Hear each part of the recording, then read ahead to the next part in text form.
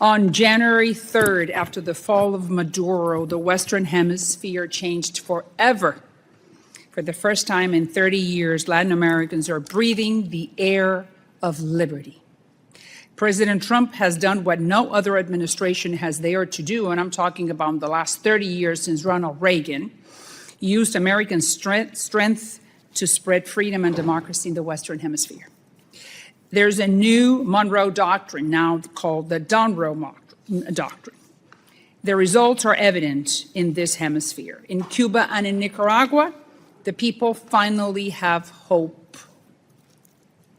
In Colombia, after President Petro allowed coca crops to reach historic levels for the last 5 years, he visited the White House, met with the president, and all of a sudden, he began fighting the guerrillas in his country. Across the hemisphere, nations are realizing a long-ignored truth that you cannot outsource your sovereignty to the enemies of the United States of America, period. For that reason, the hemisphere is realigning against the dictators, and thank God that Cuba is next. Cuba has always been the epicenter of evil in the Western Hemisphere, unfortunately. Tyranny is their only export. They wrote the manual on repression. But now, with this new Donro reality, the Cuban people are full of hope. They have taken to the streets in more than 200 times in the last month alone. I'm talking about the Cubans on the island. They have even burned down the headquarters of the Communist Party in a city called Moron. Cubans have lost their fear.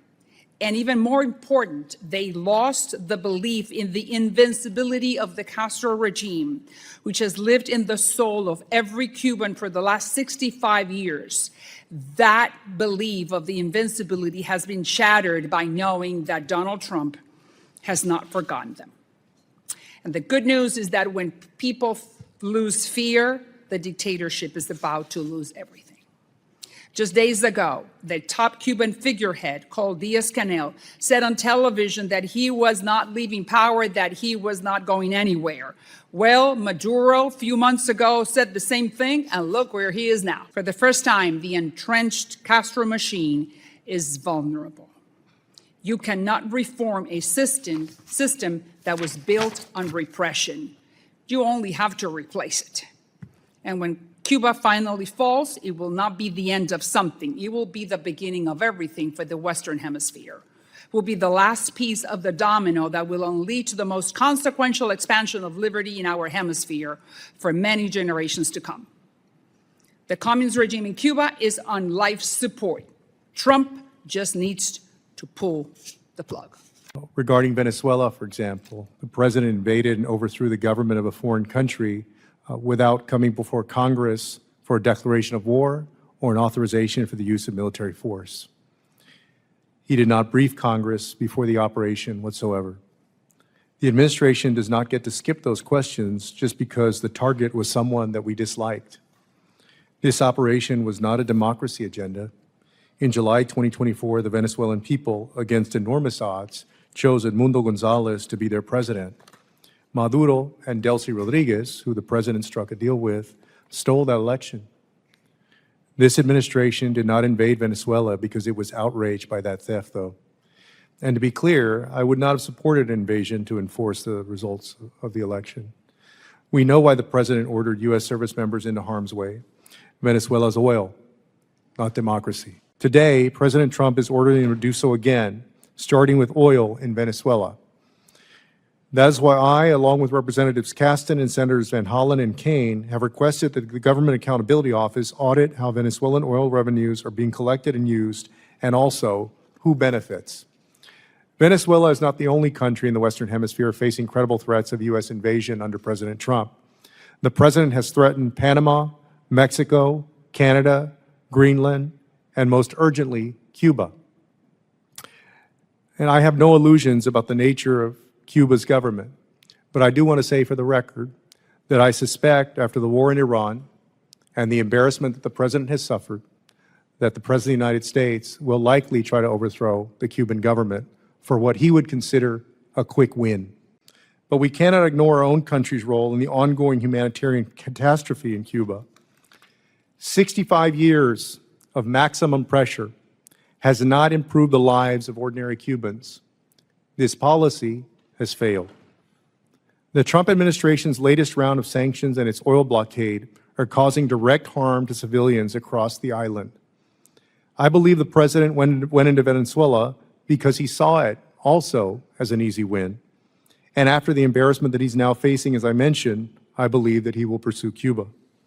And that would be a catastrophe for the Cuban people, for the region, and for the United States, where Americans, quite honestly, are sick of more war. President Trump has made clear that we will not tolerate this threat on our doorstep any longer. Now is the time for drastic political and economic reforms in Cuba.